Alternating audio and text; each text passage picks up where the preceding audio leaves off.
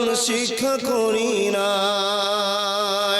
ইমানদার হতে চাই লেখাপড়া শিখি নাই, কেমন শোনাব কোরআন দয়াল, কেমন শোনাব কোরআন ও দয়াল, কেমন সুরে দিবটা। যদি তুমি দয়াময় দয়া করো এ সময়, আমি যে তোমার বান্দা,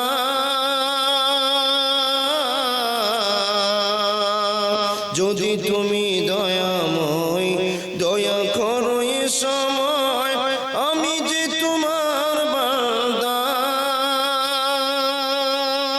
পারি না সুর মিলাতে, আসে না সুর গলাতে, পারি না সুর মিলাতে, আসে না সুর গলাতে, কেমন সুরে দিব টান দয়াল, কেমন শোনাব কোরআন ও দয়াল, কেমন সুরে দিব টান।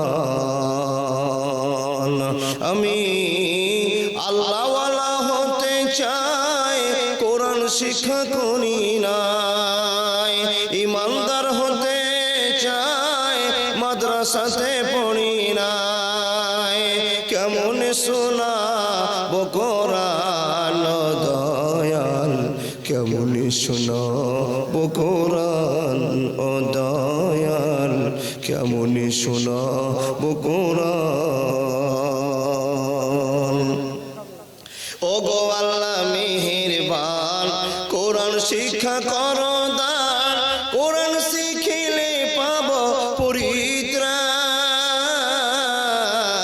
ও গো আল্লাহ মেহেরবান, কোরআন শিক্ষা করো দান, কোরআন শিখিলে পাব পরিত্রাণ।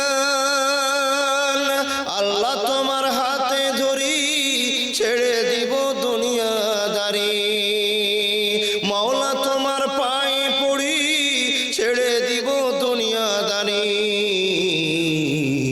যদি শিখিতে পারি কোরআন ও দয়াল, কেমন শোনাব কোরআন ও দয়াল, কেমন সুরে দিব টান।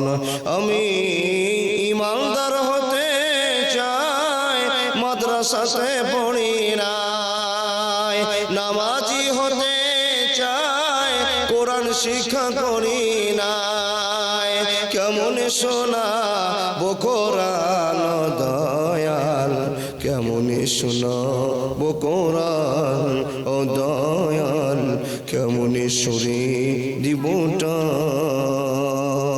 নারায়ে তাকবীর। এত দুর্বল আওয়াজ কেন গো বাবা? জোরে বলো নারায়ে তাকবীর।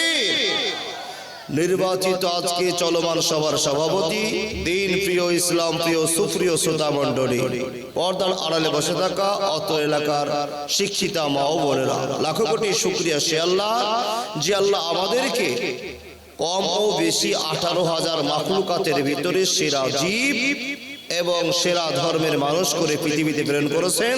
সে আল্লাহর লাখো কোটি শুকরিয়া, বলুন আলহামদুলিল্লাহ। তারপরে পরে তার প্রেরিত রাসূল নবী মুহাম্মদ রাসূলুল্লাহ পড়ুন সাল্লাল্লাহু আলাইহি ওয়াসাল্লামের প্রতি লাখো কোটি দরুদ শান্তির ধারা বর্ষিত হোক। আল্লাহুম্মা সাল্লি আলাইহি, আল্লাহুম্মা বারিক আলাইহি। আলহামদুলিল্লাহ, প্রতি বছরের ন্যায় আজকেও এই মাঠে পবিত্র মাদ্রাসার পবিত্র জালসাতে পবিত্র জায়গাতে আপনাদের কিছু মানুষকে এসে বসবার শক্তি দিয়েছেন। সে আল্লাহ লাখো কোটি শুকরিয়া। আর অন্তরস্থল থেকে বলুন আলহামদুলিল্লাহ। বাপ, আপনাদের জেনে নিতে হবে, সব মানুষ এই জায়গায় ঢোকার চান্স পাবে না। তার কারণ আল্লাহ পাক রব্বুল আলামিন এই মাদ্রাসায় তাকেই ঢোকান, তাকেই প্রবেশ করান, যাকে আল্লাহ চয়েস করে মন থেকে ভালোবাসা দেখিয়েছে তারাই এই মাদ্রাসায় প্রবেশ করতে পারবে। শত চেষ্টা করু এই মাদ্রাসায় ঢুকে বসা যাবে না। তাই আপনাদের মধ্যে যাকে আল্লাহ ইচ্ছা করেছেন চেয়ে আপনাদের বসিয়ে দিয়েছে।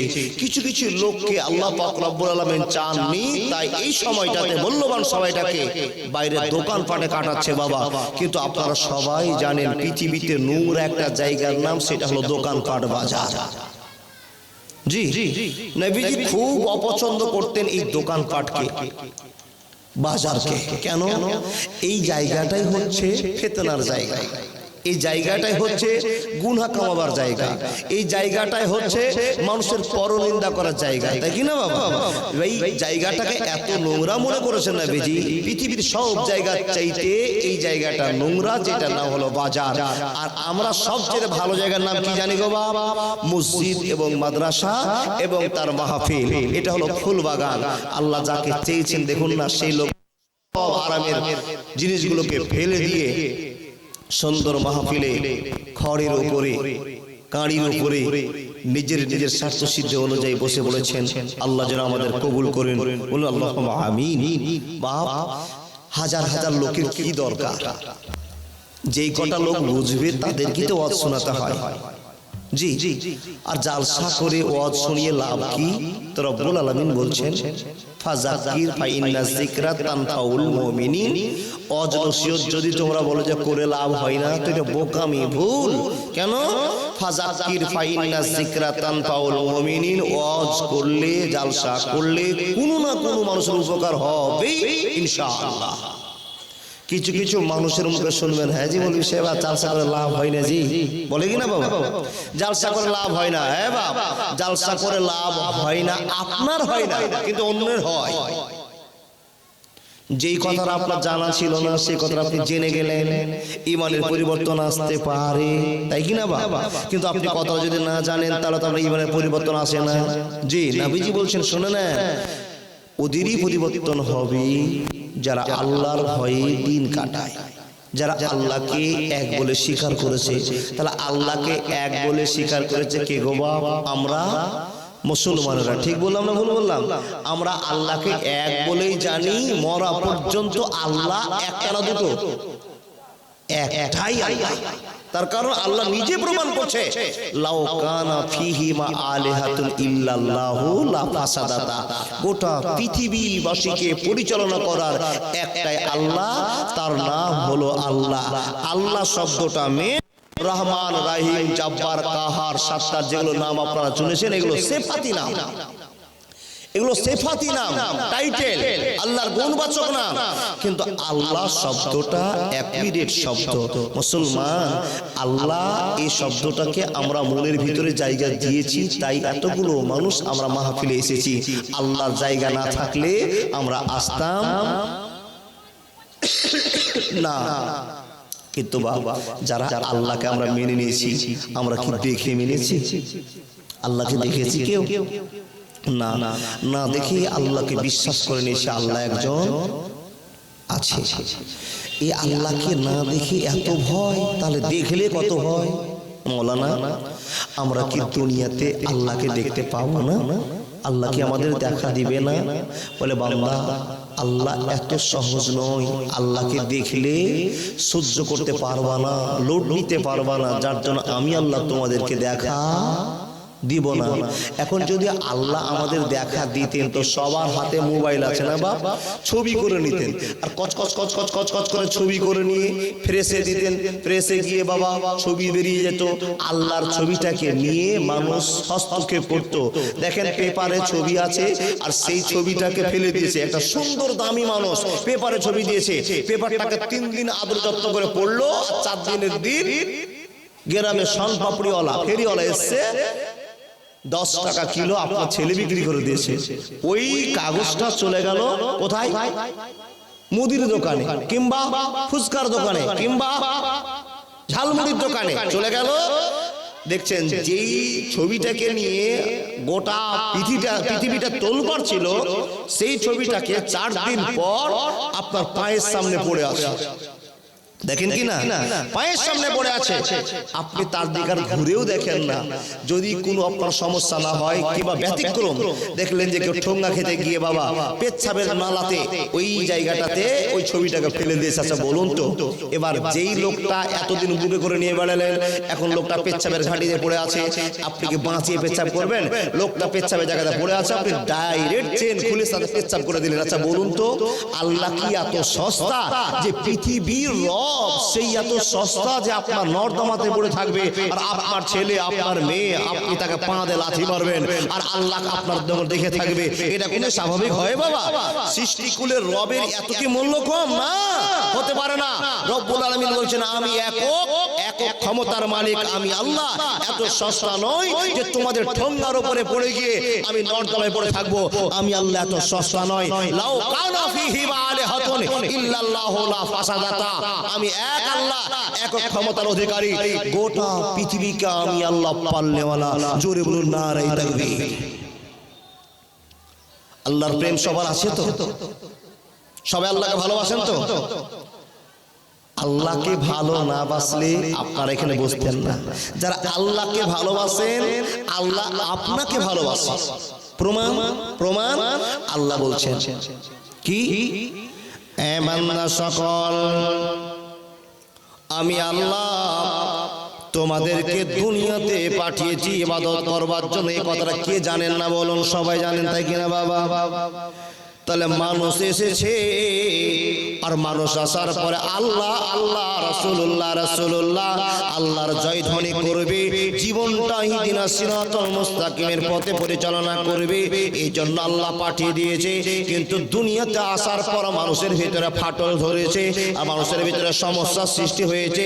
আল্লাহর সমস্ত আইন মাননেওয়ালা খুব কম ব্যক্তি আছে। সবাই কি আল্লাহকে আমরা পুরোপুরি মানি? সবাই মানি গো?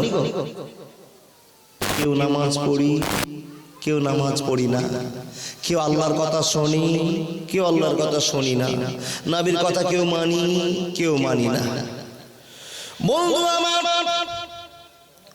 রব্বুল আলামিন বলছে বান্দা কান খুলে তোমরা বক্তব্য শোনো।